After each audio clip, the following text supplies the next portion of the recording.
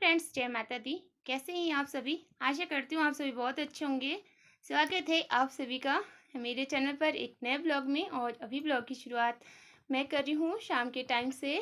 आप सभी से फ्रेंड्स मेरी रिक्वेस्ट है कि प्लीज़ आप वीडियो को ज़्यादा से ज़्यादा शेयर कीजिएगा। और अभी मैं क्या करने जा रही हूँ, आज अभी थोड़ा सा फ्री थी क्योंकि आज मैंने घास, जब मैं पशुओं के साथ आई थी ना सुबह, तो जंगल से ही घास लेकर के आई थी। और अभी काउ मिल्किंग करने के बाद में, गोबर उठाने के बाद में मैं थोड़ा सा फ्री हुई थी, तो चूल्हे पे मैंने चढ़ाए आलू और मटर। और उसके बाद मैं ना अभी वंशु सोया हुआ था घर पे, तो मैं कहीं जा भी नहीं सकती।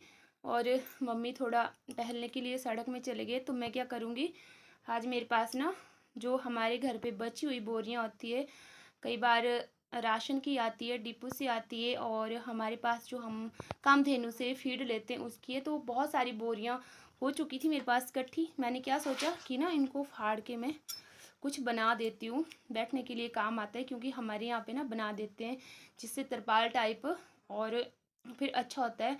तो मैंने क्या सोचा कि मैं इनको ना फाड़ के बना देती हूँ, और इकट्ठी करके रखी है मैंने सारी बोरियां। तो बना तो लेते हैं, चलिए फटाफट से आंगन में ही चलती हूँ। और ये एक भी था ना, ये भी मैंने उसी का बनाया है, फीड का ही, क्योंकि ऐसे ना बोरियां वेस्टेज में नहीं जाती है, और हमें ना अच्छा लगता है ज़्यादा। तो यहाँ पे मैं आ गई बाहर, और मुझे ना ये सारी बोरियां फाड़नी है, और उसके बाद में फिर इनको कट कर देना है, और फिर सिलाई करूँगी इनकी, मशीन में करूँगी। और फिर ना एक इनका लंबा जैसा जब ये बन जाएगा तो ये काम आ जाते हैं फोल्ड करके। हम इसके अपनी भाषा में बोलते हैं, जैसे बैठकें बनती है या फिर बिन्ने बनते हैं। तो ये हमारे जो फर्श होता है उसमें बिछा करके रखते हैं, तो नीचे वाला जो फर्श होता है फिर वो ख़राब नहीं होता। और ये बोरियां मेरे पास इकट्ठी हुई थी, आटे की बोरियां, और कुछ एक गेहूं की बोरी है।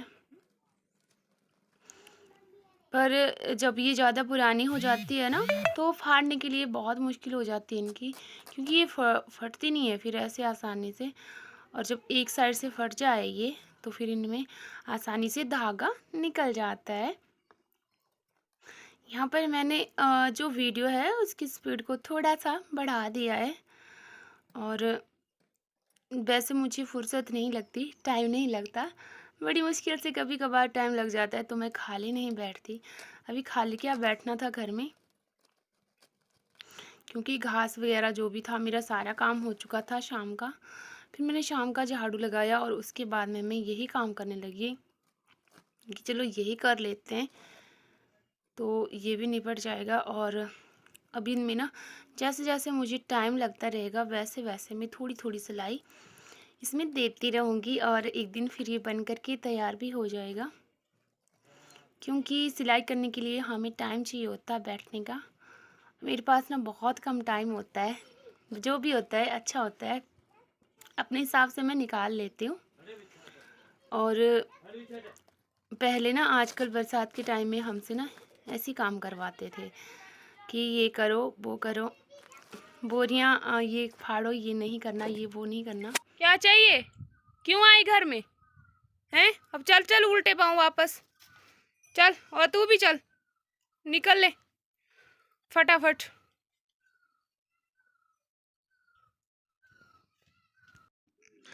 और पशुओं का काम करने के बाद में, उनको गौशाला में बांधने के बाद, घास वगैरह देने के बाद, यहाँ पर मैं आ गई थी। मुझे यहाँ पे तड़का लगाना था, और आज मैंने बनाई है आलू मटर की सब्ज़ी। तो मैं इसमें देख रही थी, ये मार्केट के टमाटर है, हो सकते हैं इनमें कीड़े भी हो सकते हैं, तो उसी को मैं ध्यान से ये देख रही थी। और बस ज़्यादा कुछ नहीं करना है, सादा सिंपल सा तड़का करना है मुझे इसमें। और जो मटर है ना, ये मेरे पास पिछले सीजन के मटर बचे हुए थे, तो यही मैंने सुखा करके रखे थे, जो आज दिन को मैंने भिगोए, और फिर इनमें थोड़ा सा प्रेशर लगाया। तो ये एक ना कभी कभी हो जाता है, सब्ज़ी ना चेंज हो जाती है, नहीं तो दाल, कभी मूंग दाल, कभी मिक्स दाल, कभी पतली दाल, कभी राजमा, कभी कुछ, बस एक टाइम दाल की बारी आ जाती है। और जिस दिन थोड़ा ये चेंज हो जाता है ना, तो अच्छा लगता है कि हाँ आज सब्जी थोड़ी हट करके बनी है। और यहाँ पे चेतन के पास मैंने कैमरा पकड़ाया था, तो यही फ़ोन पकड़ के बैठा हुआ था और जो सूखे मसाले थे मेरे वो सब हो चुके। तो इसमें मैंने अब ऐड कर दिया था थोड़ा सा प्याज, और हींग जो है वो मैंने पहले ही जब दाल उबाली थी ना तो इसी में डाल दिया था। यहाँ पे डालूँगी थोड़ी सी हल्दी और थोड़ा सा नमक, क्योंकि नमक तो मैंने पहले भी डाल दिया था। और लास्ट में डाल दूँगी यहाँ पर मैं टमाटर। तो इसी को भी अच्छी तरह से गला लेते हैं। पर ये आजकल ना मार्केट में ऐसे टमाटर आ रहे हैं कि ये गल नहीं रहे। और माफ़ कीजिएगा फ्रेंड्स, यहाँ पे ना चेहरे पे ना दूसरी तरफ से लाइट पड़ती है तो कुछ अच्छा सा नहीं दिखता, इसके लिए मुझे माफ़ कीजिएगा। ये देखिए ये टमाटर अभी भी नहीं गले हैं, ये आधे गले नहीं हैं और आधों ने पानी छोड़ दिया है।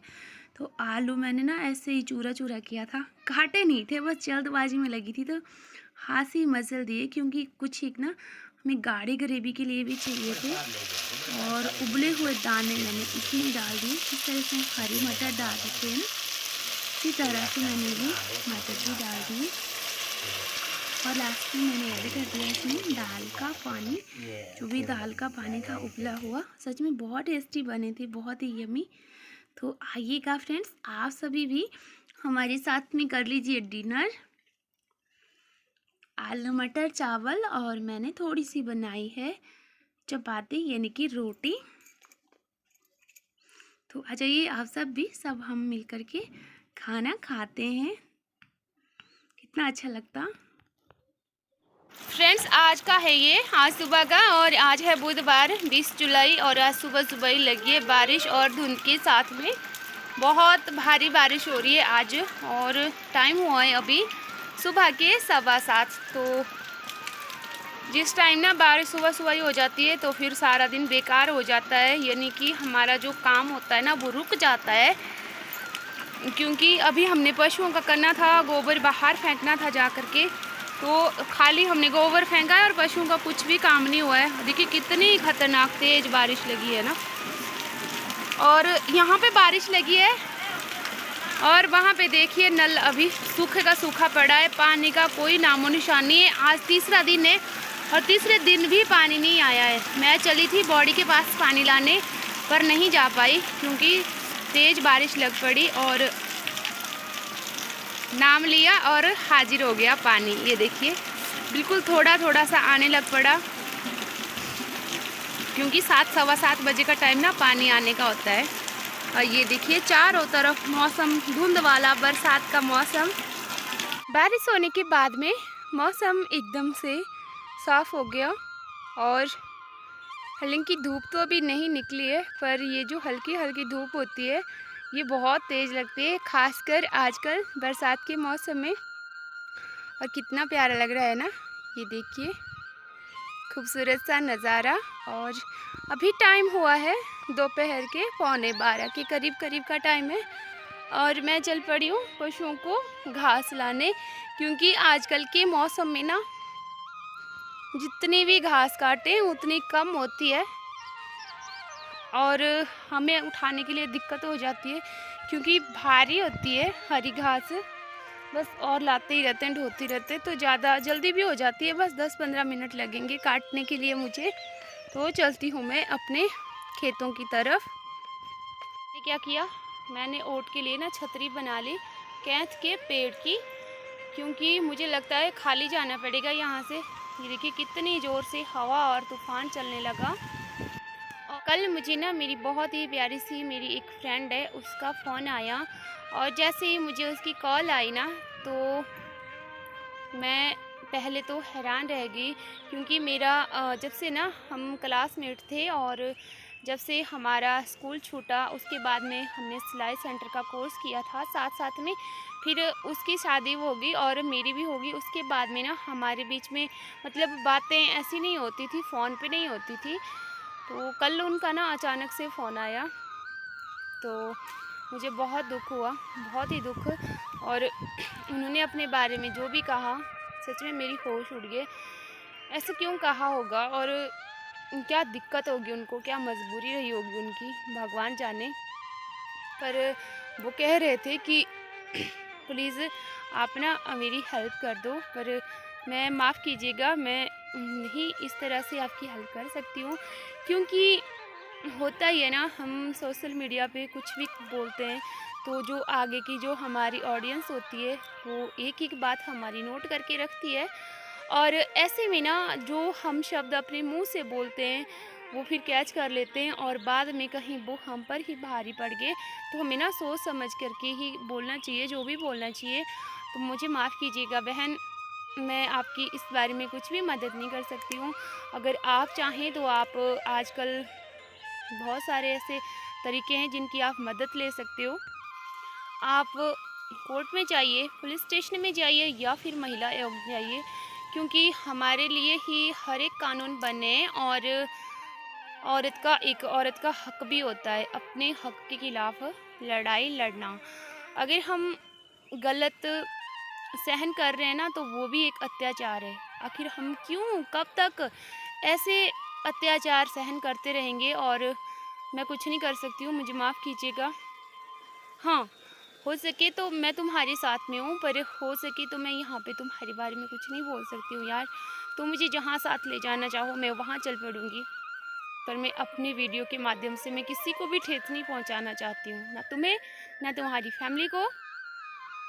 ठीक है, तुम देखो तुम्हें जहाँ जाना, मैं तुम्हारे साथ में हूँ।